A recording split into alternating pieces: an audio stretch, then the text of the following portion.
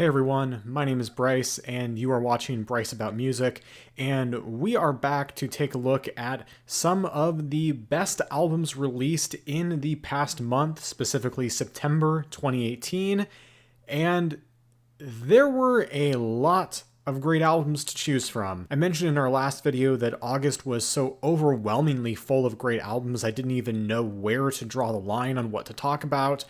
And September surpassed that to where I just made a list and said, let's go for it. Some of these albums will brush over pretty quickly, but some of these other albums I do want to dive into with a little bit more depth. We're going to be doing this one a little bit differently. I'm just going to be going alphabetical as opposed to kind of trying to order it by my relative enthusiasm. We have a whole end of year list where I can organize all of that. So for now, let's just go down the line, talk about some of these albums, and get to some of my favorites of the past month. Amnesia Scanner, Another Life, the debut album from the Berlin duo that I've enjoyed as an EP group for a few years now, and I was pleasantly surprised by their full-length debut here because their sound is so abrasive and glitchy. It's essentially a very experimental mix of electro-industrial and noise with some pop experimentation here and there,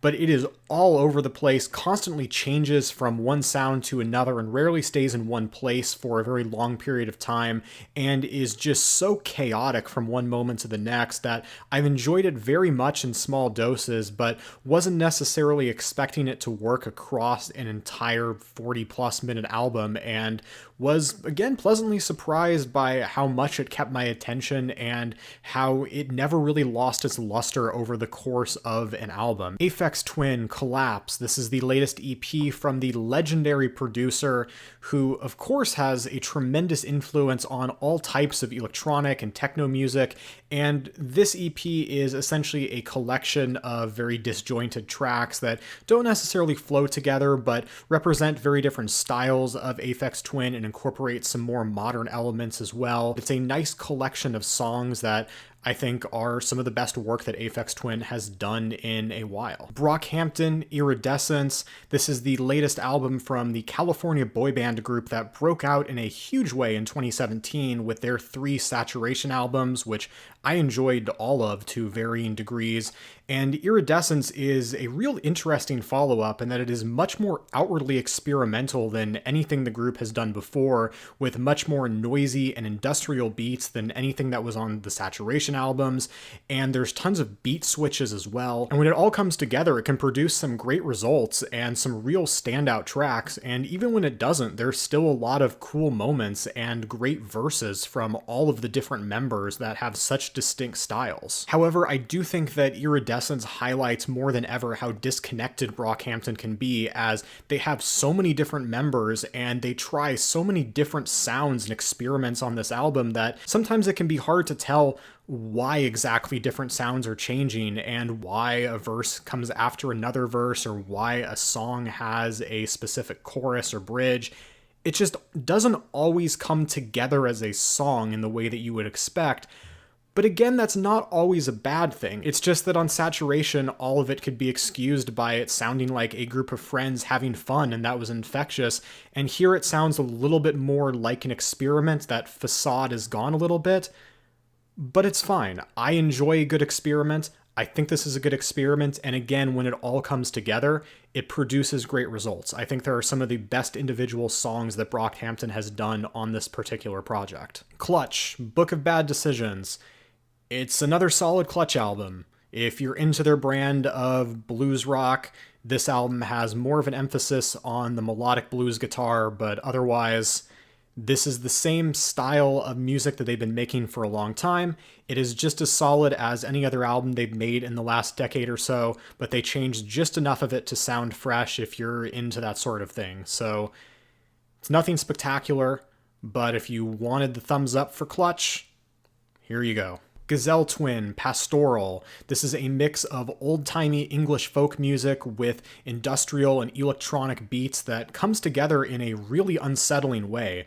Like, seriously, this is horrific Halloween-type stuff. And I really like this. I think that this is the most original album that Gazelle Twin has put out to this point and moves her further away from being an artist that, well, does her own thing, is very clearly influenced by the knife. This is much more out there in her own lane, and I really appreciate that. Guerilla Toss, Twisted Crystal. I really like Guerilla Toss's unique style, which is a mix of dance punk, noise rock, indie pop. It's just so fun and whimsical, but also has a very intense underlying sound to it. And it's just more fun stuff from Guerilla Toss that has enough surprises here without changing the sound that I've come to know and love from them. It's a quick listen, so easy to recommend. Horrendous, Idol. Horrendous is one of the most disgusting sounding bands in modern metal, but they back it up with deceptively smart songwriting that revel in the heavy, raw, and technical sides of death metal without any of the tropes that plague the modern side of the genre. Idol as an album is draped with grotesque horror aesthetics and atmosphere and more progressive metal undertones than any other Horrendous album, and to the point where it reminds me a little bit of late career Death, but brought into a more modern metal framework, particularly with how heavy some of the music on here is, and the vocal performance is just desperate sounding. It is a disgusting wail that is perfect for the kind of music that Horrendous is making. If you're looking for the standout death metal release of 2018, at least so far,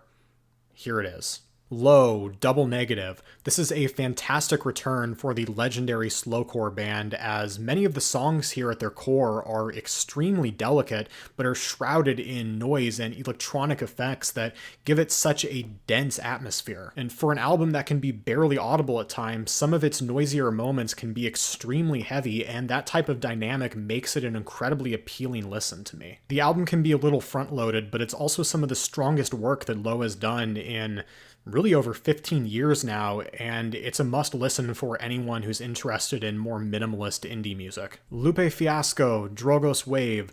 The Chicago rapper finally is free of major label control and celebrates that with his densest album to date. Lupe shows off tremendous ability as a rapper and a lyricist throughout the album, and even sings a little bit despite the myriad of guest vocalists.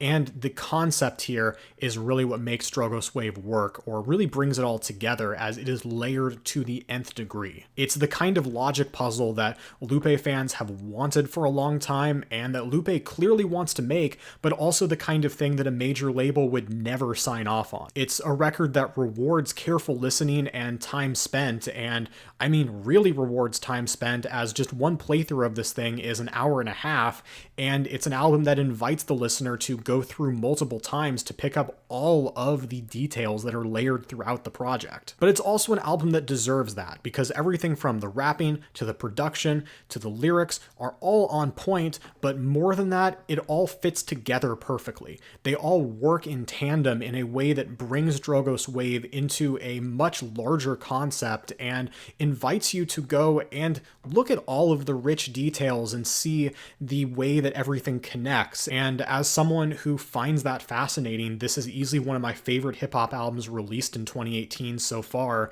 and it's an album that I can't wait to continue to dive into in the coming months. Marissa Nadler, For My Crimes. This is yet another solid, dark, and atmospheric folk album from the DC singer-songwriter that takes heavy influence from dream pop and other types of ethereal music and brings that into a more intimate folk sound. She continues to make slow-moving and very beautiful music that sounds both personal and abstract, and that extends to her lyrics as well. And while I wouldn't say that For My Crimes has necessarily immediately hit me the same way that Strangers or July did, I still am really enjoying it, and in general highly recommend Marissa Nadler's work. And whether you've heard her previous material or not, I think For My Crimes is a solid addition to her discography. Noname, Room 25. I was a big fan of Noname's debut album Telephone from a few years back, and this one is an excellent follow-up. The beats here are minimal and kind of jazzy. It has this very jazz club kind of vibe that allows Noname's personality to shine through, and her delivery has a kind of chill vibe to it, but her lyrics are very upfront and personal. The loungy beats that she's using and the way that she delivers her lines are unlike anything else in hip-hop at the moment, and the way that it comes together is such a breath of fresh air for the genre, and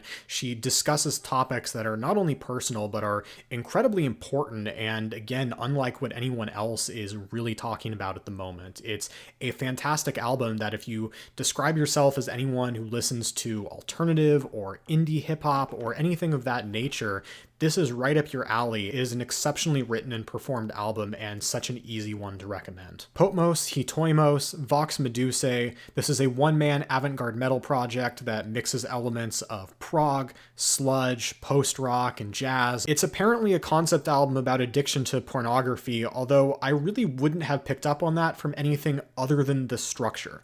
And it's that structure that allows the music to come together in a way that is much more than just the sum of its parts, as there's a dime a dozen different Bandcamp albums that will mix different random styles, but this album finds a way to make it all merge together in a sound that sounds cohesive and makes sense, and that's interesting. Spiritualized and Nothing Hurt. This is a solid return for Spiritualized, a band that have been doing it for a while now, and they still have an atmosphere that I think makes them worth recommending. They sound both cosmic and psychedelic. Nothing necessarily groundbreaking or spectacular here, but it works.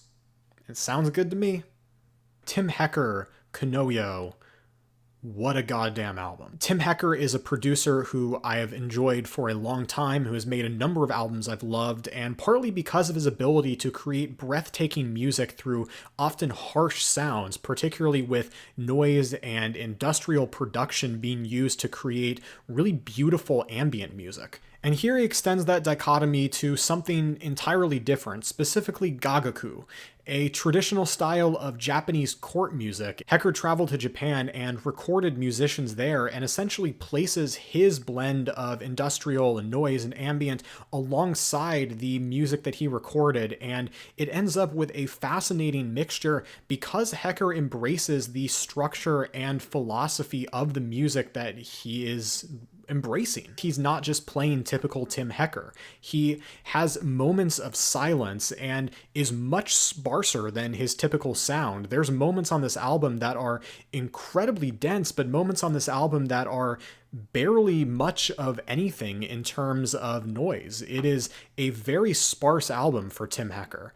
And that ends up with a really beautiful sound in a lot of ways, especially as it lets a lot of the more traditional instruments shine, and you hear the difference between the electronics and the more traditional sounds, and it is such a brilliant album of abstract sound composition. The way that these different sounds, the very traditional, more orchestral sounds, and Hecker's harsher electronics play off of each other but embrace the same philosophy is utterly breathtaking. I cannot begin to say enough good things about this album. I was blown away by it, even as someone who has loved a lot of other Tim Hecker albums. This is easily one of my favorite albums to come out in 2018, and if I'm going to be honest, could very well end up as my favorite album of the year. Vanligt folk, Hambo.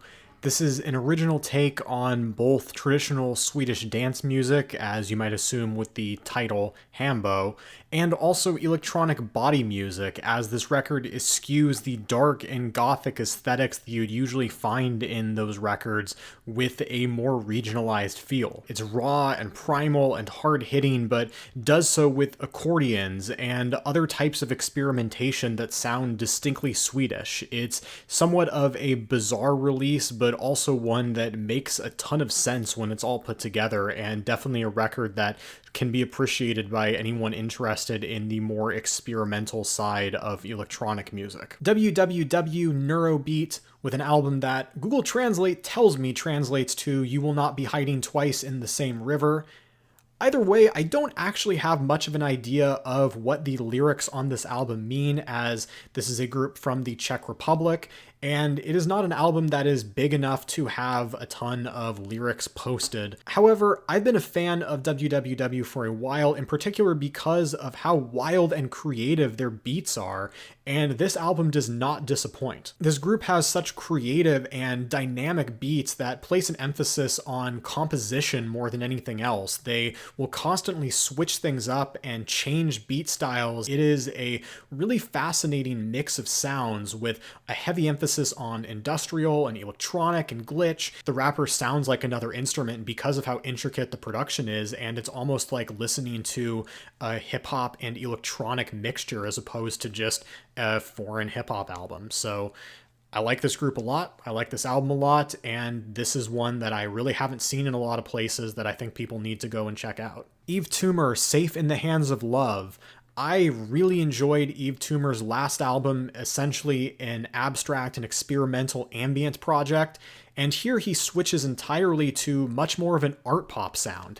It's wild how different this guy can be from album to album, but I really like what he's doing here. It's such a well-layered album from a production standpoint, and Yves has his moments as a vocalist as well. Sometimes he places himself so low in the background that he is very much just a small layer to the more upfront beat, but other times he hovers over it. It's interesting to see the way that Yves places all of these sounds together, particularly with how eclectic the different influences on here are. But I really like all of the juxtaposing aesthetics that Yves Tumor works with, like this upbeat symphony that he'll put on one track, but then have these horrible screams that'll be in the lower parts of the background. It really divides the attention of the listener in a tense way, as makes very catchy music, but again, there's just something unsettling about it, and a lot of the tracks will work within different types of dynamics. So I think this is a brilliant project, and if you're into any of what I've said before, 100% give this one a listen. I really like what Yves Tumor has done with this one. Thanks so much for watching, and let me know what some of your favorite albums of September were in the comments, or if there's any albums on here that you just listened to that you ended up enjoying, let me know as well. I really appreciate the views, really appreciate the feedback. Of course, you can give this video a like. You can also subscribe hitting that button below, check out one of the videos near my head here, and of course you can hit the notification bell to know when new videos are on the way. So thanks again for all of the support. You can follow me on Twitter at twitter.com/BryceAboutMusic. I'm out.